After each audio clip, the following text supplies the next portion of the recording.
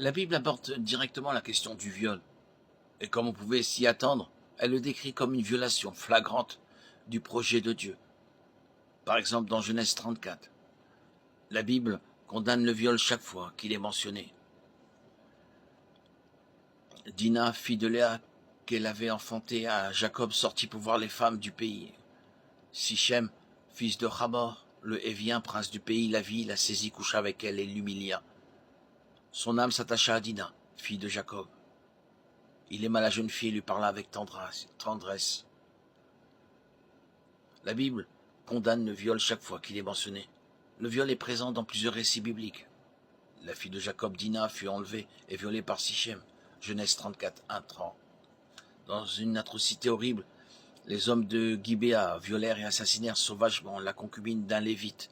Juge 19, 11-30. Les hommes tentèrent de violer 2 visiteurs dans leur ville. Genèse 19, 4-9. Le fils de David viola sa demi-sœur, Tamar. De Samuel 13, 1-39. Dans chaque cas, les conséquences de ces crimes furent tragiques et dévastatrices.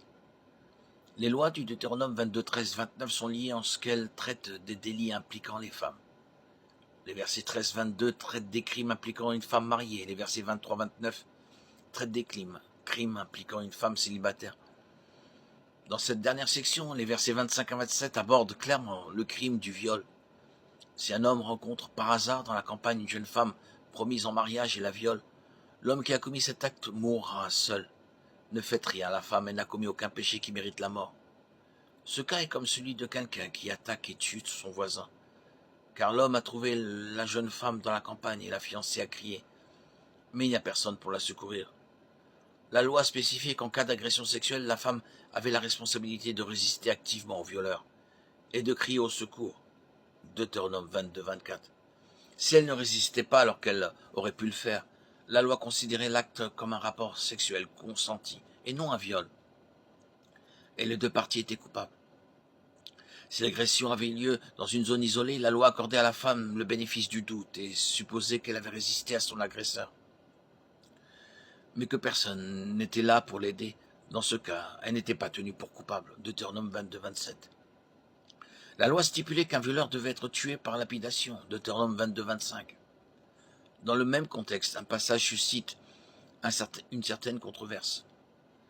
Deutéronome 22, 28, 29 dit « Si un homme rencontre une vierge non fiancée et la viole, et qu'il soit découvert, il paiera à son père 50 cycles d'argent. Il épousera la jeune fille car il l'a violée, il ne pourra jamais la répudier tant qu'il vivra. » Certaines autres versions de la Bible donnent la version que celui qui a le plus d'intention, pour les raisons suivantes, sont ceux qui traitent du viol. La loi a déjà prescrit la peine de mort pour ce crime.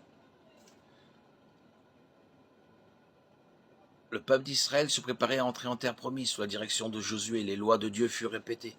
L'une de ces lois interdisait clairement de forcer une femme à avoir des relations sexuelles contre sa volonté, ce que nous appelons aujourd'hui un viol. Ce commandement était destiné à protéger les femmes et à protéger la nation d'Israël contre les actes pécheurs.